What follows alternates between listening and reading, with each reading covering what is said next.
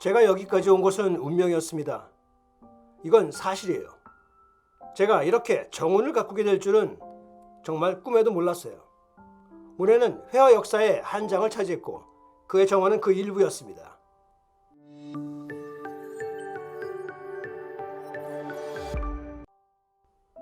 안녕하세요. 언제나 어렵고 지루한 미술을 좀 더 쉽고 재미나게 풀어드리는 레차트의 대원쌤입니다.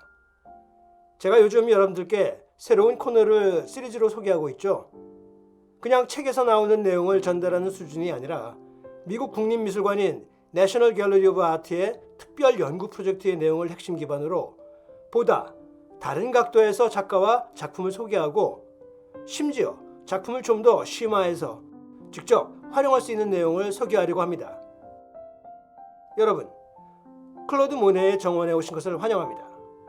프랑스 인상주의의 아버지 클로드 모네는 1883년 이곳 지베르니에 자신의 정원을 가꾸고 그것을 캔버스에 몇 번이고 재현을 한 세계적으로 유명한 화가입니다. 프랑스 예술가 클로드 모네는 그가 사는 곳마다 정원을 만들어 자연과 예술에 대한 사랑을 결합시켰습니다. 모네는 파리에서 많은 시간을 보냈고 프랑스와 해외를 광범위하게 여행을 했지만 시골을 더 선호했으며 센강을 따라 50년 이상 살았습니다.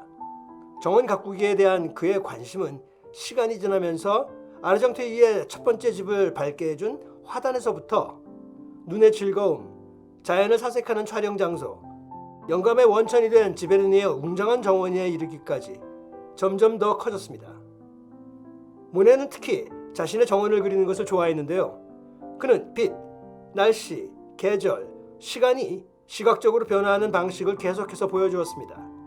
그리고 모네는 자연을 직접 관찰함으로 빛과 분위기가 캔버스에 미치는 순간적인 효과를 포착했던 거죠.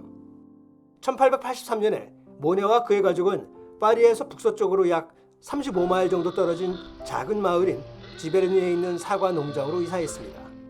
그리고 남은 생애 동안 그곳에서 살았는데요. 그의 새 집에서 모네는 그의 후기 그림에 대한 주요 영감의 원천이 된 멋진 정원을 만들었습니다. 그의 정원은 그 자체로도 살아있는 예술작품이었죠. 지베르니에서 모네는 농가의 일부를 작업실로 개조했고 채소밭과 그 주변에 방치된 약 2에이커를 복잡한 화단으로 바꾸었습니다. 그는 계절이 변함에 따라 아름답고 다양하게 정원을 계획했으며 다양한 1년생 식물, 다년생 식물, 구근, 그리고 덩굴 식물을 심어 초봄부터 늦가을까지 꽃이 피었습니다. 화가의 눈으로 모네는 색상과 높이에 따라 식물을 신중하게 배열했는데요. 그는 화단이 빽빽하고 풍성하며 식물이 넘쳐나는 것을 좋아했다고 합니다. 열정적이고 숙련된 정원사인 모네는 원예 관련 출판물을 읽고 씨앗을 교환하고 정원 가꾸기에 관한 책을 수집하기도 했습니다. 결국 지베르니의 땅은 모네가 혼자 관리하기에는 너무 커져서 정원사팀을 고용했고 관리에 세심한 주의를 기울인 모네는 언제 어디서 씨앗을 심고 관목을 가르치게 하는 방법에 대한 그런 자세한 지침을 작성했으며 매일 정원을 검사하기도 했습니다. 1892년에 모네는 물의 정원을 만들기 위한 야심찬 프로젝트를 위해 자신의 집 길 건너편에 있는 땅을 구입했습니다. 그는 작은 개울의 방향을 바꾸어서 웅덩이를 만들고 꽃, 갈대, 버드나무 그리고 관목을 교묘하게 배열하여 그 주위를 둘러쌌죠. 그리고 연못의 표면은 수련으로 덮여 놓았습니다. 그런데 여기서 모네는 물과 물 표현의 반사가 끊임없이 변화하는 그런 방식에 매료되었던 것입니다. 그는 정원사들이 연못을 매우 깨끗하게 유지해야 한다고 주장하며 집착적으로 그들에게 지시하기도 했습니다. 심지어 연못 표면에 먼지까지 제거하여 반사된 그런 구름과 하늘, 나무와 관목이 선명하게 나타나도록 했죠. 물의 정원은 그의 경력의 마지막 25년 동안 모네 예술에 초점이 되어 있으며 그는 수련 연못을 무려 250점이나 넘게 그렸습니다.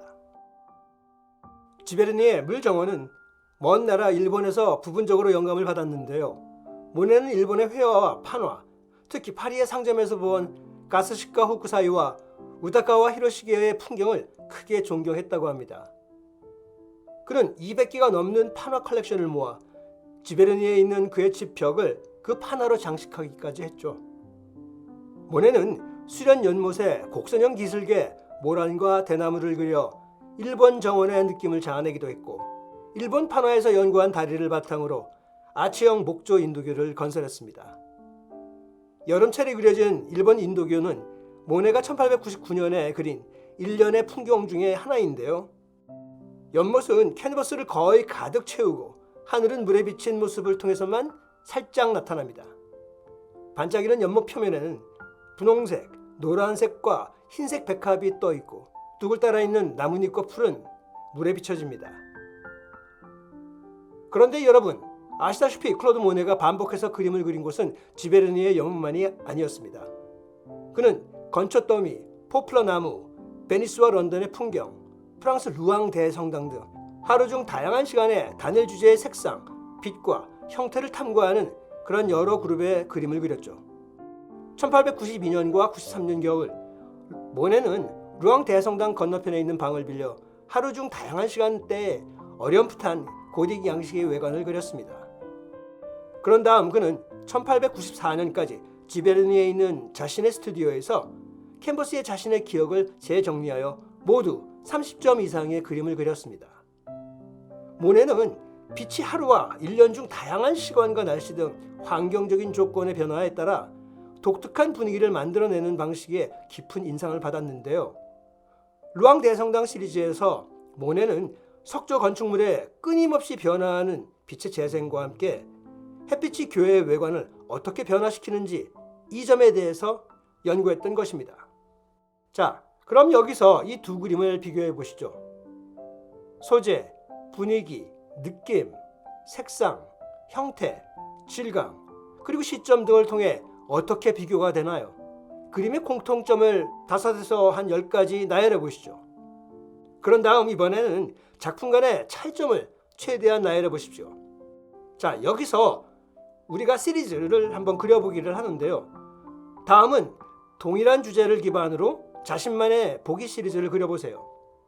1년 중 다양한 시기에 관찰할 수 있는 집, 학교 또는 동네의 풍경 등 좋아하는 야외 장소를 선택을 하십시오. 그리고 물감 파스텔 색연필을 사용하여 장면을 그려봅니다. 색상과 그림자를 주의 깊게 관찰하고 특정 순간을 포착해 보세요. 하루 중 다른 시간이나 계절에 이 활동을 여러 번 반복합니다. 빛이 장면을 어떻게 변화시키는지 살펴보고 이러한 효과를 색상으로 포착하는 그런 다양한 방법을 실험해 보시면 훌륭한 작품이 나올 수가 있습니다. 자, 오늘 내용은 여기까지고요. 여러분이 직접 한번 실천을 해보시는 것도 추천을 드리고요. 매우 중요할 것 같습니다. 오늘 내용이 마음에 드셨다면 구독과 좋아요 꼭 부탁드리고요. 많은 댓글도 남겨주시면 저에게는 큰 힘이 되겠습니다. 그럼 다음 시간까지 안녕!